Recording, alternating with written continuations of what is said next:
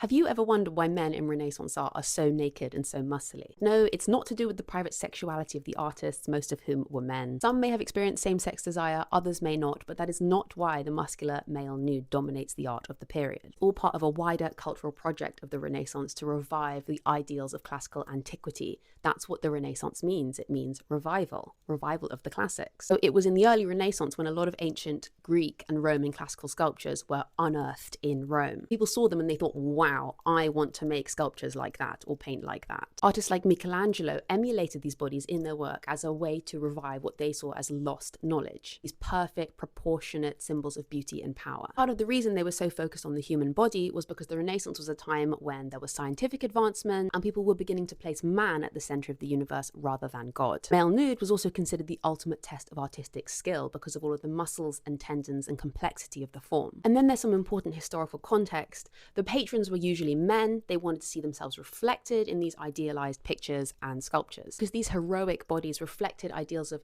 civic virtue, masculine strength, and godlike perfection. Nakedness here was not intended to be erotic, although to modern eyes it may seem that way. It was in the 16th century a visual claim to greatness, and it was later reproduced in the 18th century when people were looking back at the Renaissance. Those were the neoclassicals.